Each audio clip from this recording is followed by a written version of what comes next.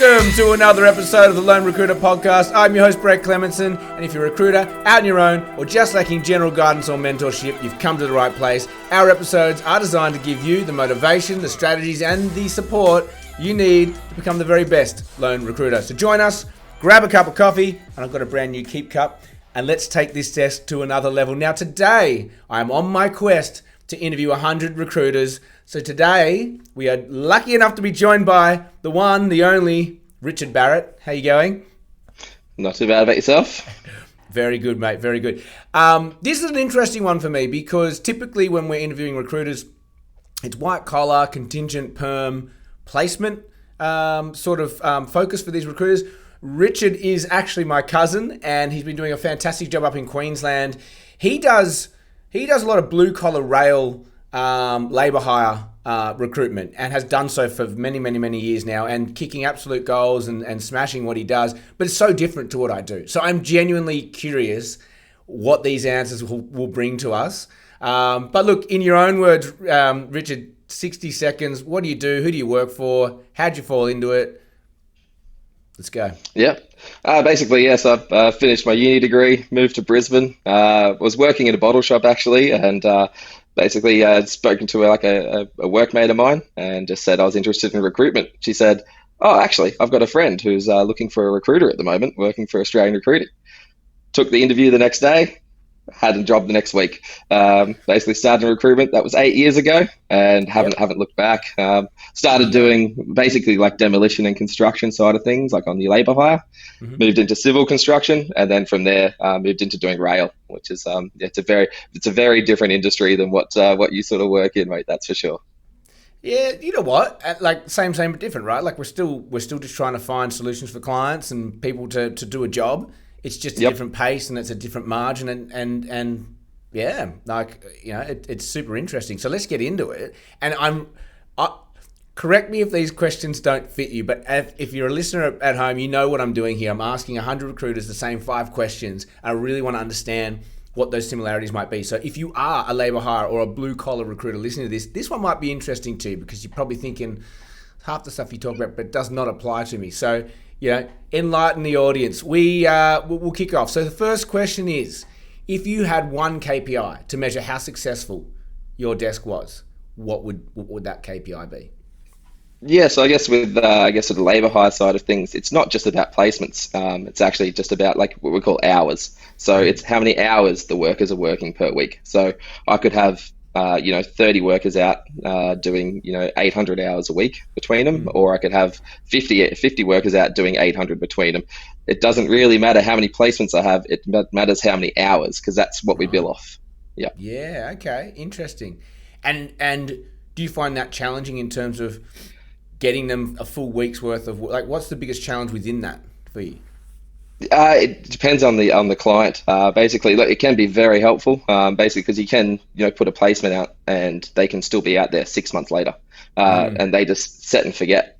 Then there's other ones that are massive turnover, which you're refilling it every 3-4 weeks when the person finds out, oh, I don't really like this job, I want to move on, all that sort of stuff. But yeah, it is I guess sort of that sort of that side of it is the difficult part, but you can also really build your hours as you go. If you're on fire, you can be really on fire, and life is easy. I love it. So do you have, with that KPI, and sorry to dwell on it, but is your target 800 hours a week? Is that the target you give yourself? No, so generally I give myself 1,000. 1,000 is the number. If I'm hitting that, I'm doing quite well. 1,500 is I can take a Friday off. I love it. And does that, as you say, like if you get a really good run on where you've got big projects ahead and these people are going, well, I can stick around for 6 months. Does that change next week? If you've hit 1,500 hours and you go, well, that's actually booked for the next month. Do you keep working or do you go on holidays? What happens there? It basically, if you keep working, you'll keep going good. If you rest on your laurels, which I may have been a little bit guilty of in the past, you find out a month later that you need to work doubly as hard. I love it. Okay. That's super interesting to me. Second question. If you could only ask 3 interview questions, what would they be? And is that question even relevant? I know you've got to interview people, but walk me through your process. That's a lot of bodies you've got to get on site. Yeah, definitely. I guess sort of with these ones, really, it is experience. When, especially with rail industry, it is, how long have you been in the industry for? Who have you worked with? That side of things. Like that's the main experience. And then there's also, I guess, sort of different types of rail as well. There's maintenance, there's construction, there's level crossing removal, all that sort of stuff. So it all depends on what they're good at. Um, and also, I guess from there, it's when are you available? Because these are clients need these people on this exact date, and Yeah, it's right. there is no wiggle room. There is, are you available on this date? If not, cool. I'll come back to me when you're available, sort of Yeah, situation. yeah, yeah. Yeah, Okay, yeah, it's absolutely. really they're the two main ones, and also yeah, have you got all your tickets? That's the big. Like, have you got all your qualifications ready to roll? I mean, a lot of recruiters I interview, you go, oof, only three questions, but it's almost like you only need three questions. Yep. It is. It is basically the three. You don't. There isn't too much more to it, and it's basically about them, about almost them trying to sell me essentially as to what they Mm, want to do, like to show me that they can actually do the job. wonderful. So then the third question I typically ask people is what's your favorite closing line or sequence or question or whatever. But do you view securing people in that manner? Like it's about securing them? Um, I've sort of got the exact opposite issue that the rest of the industry has at the moment. I've got too many workers and Mm, not enough jobs at the moment. That's the okay. everyone else I know in the blue collar side of things is there's not enough workers and too many jobs. It's Right. a very different world, that's for sure. And is that because do you specialize in a region, like an area? Uh, yeah, so I guess sort of Victoria Rail. There's a Mm, they are very well paid. That is, I guess, mm, sort of one side of it. There are people who work in, I guess, sort of the civil industry, like civil construction. That really, I guess, sort of like the stepping stone. They work in civil, they then get their mm. tickets, and they move into rail because that's where the big dollars are. That's where people working 3-4 shifts a week are on 100K plus easy as a labourer, and it's So their so got some that's good their unions that's what down they want to there. be. Good unions. Yes, everyone's everyone's unionized. It does actually kind of make things. It's good and bad. There are good and bad Mm, sides. Everyone's paid mm, the same, so there's no fights about who's getting paid what. That's the main thing. mm. But Yep, yeah, yep.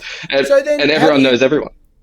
So do you have a closing sequence then with candidates? Like, I appreciate it's very different. You've got a set rate and it's like take it or leave it. Yeah, pretty much. How do you do that when you've got a good candidate? Let's just say times are good again and you've got a ton of projects on and it is hard to get Yep. candidates. Like, what is your process then to get these guys committed to a month or couple of months of work?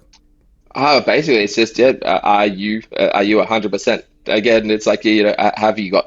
I guess so depending on the project, there could be big hours. Have they got kids? Have they got Are they going to be? Have they got holidays coming up? Have they got Mm, just making sure that they are available, like for that mm, time? Because if they're not available, the client's going to want a replacement for yeah. whenever they're not available, and that's double my job. So Mm, it's yeah. about that time commitment. There is, I guess, sort of the big one is just making sure that they are available all the time for those shifts. I recall one Christmas when we were catching up that you joked that this was early on in your career, you've never met so many people who didn't show up for work and their excuse was diarrhea. Yeah. That's one of the main ones. So I don't get that anymore these days. Right, That's more like your demolition and construction side of things. But yeah, there's right. a flat tire, diarrhea, cat had kittens or something. You hear some very interesting ones. You do. And how many of them do you believe? Zero. Yeah. um, okay. Do you get counteroffer in your line of work? Does that happen? No, basically our sort of counter offers or our offers go when we tender for our works. We have to deal. It's more dealing with the client. In a sense, I'm negotiating for all the candidates at one time because everyone gets paid exactly the same on the same level, whatever they're doing. So it's down to Right. negotiating with the client about what they're willing to take and what they're willing to pay. That's super interesting. And you're saying in terms of counteroffer, they might then go to a different provider and go, nah, they've got a full workforce that's Correct. cheaper. Yeah, it could go out to that, and then it is. But essentially, I've got a good workforce, that side of things, and so having that, I guess, sort of behind me does give me a little bit of an advantage over them, when it comes to saying this is the price, this is what you got to pay. Yeah, okay. So interesting. I find that super interesting. So your counter offer isn't with the individual candidates. It is what it is. No. It's black and white. Here's the rate, whatever. There's no, they're all under EBAs, with like different companies as well. We haven't specifically got one ourselves, but I read their EBAs, and I basically just pay them a bit more than that, just so I've got the advantage. And you heard that. You heard it first here, Ricky. Richard will pay you a little bit more than the competition. He's good at negotiating with the client. So go and work with Richard at ARG. There you go. Okay, fantastic. Look, this one is applicable to you. We're recruiters. We're in sales. There's highs, there's lows, there's frustrations, there's good times, there's bad times. But how do you pull yourself out of a slump? Whether that's a work slump, whether that's an emotional slump, what is your go-to habit or activity? I'm not actually too sure, to be honest with you. Like, I look at it and go, I just get that internal feeling of I just have to do better. Like this isn't going the way I want it to. I just have to be better in every aspect. And then basically just sort of if I haven't got enough jobs on, I'll go see if anyone else needs a hand with filling jobs, and take, at least it might be a smaller commission, but hey, it's commission while I'm waiting for my other clients to come back to me. And knowing Richard as well as I do, being family, he's eternally optimistic, more so than I am. I've never met a happier person in my entire life. Look, I do have a positive outlook on it. There's I always like to think, doesn't matter if you're on a bit of a slump, then if you work hard for, it could be 1 month, 2 months, 3 months, you're going to be best. Like, you're going to be better off in that 3 month time if you're working hard at it. Like, you're not going to go backwards if you're working hard at it. So it's pretty much within 3 months you can be killing it again and Absolutely. Playing golf on Fridays. I love it. As you did last Friday. I did. All right, look, Richard, that was amazing. I actually got a lot out of that, and I hope you guys at home got a lot out of that as well. So thank you for jumping on. We'll leave it at that. That's all we have time for you today. If you haven't done so already, not you, Richard, actually you, Rich, if you haven't done this already, give me a 5-star review on Spotify, on Apple Podcast, on YouTube, wherever you're listening to this. Go now, give us a 5-star review. It really, really, really, really helps us grow. And we're doing this for free, out of absolute sheer love. And, the thing that drives us is knowing that we're providing great quality stuff. So go and do it. We really, really do appreciate it. As always, have an amazing day, and may all your deals or ours come true.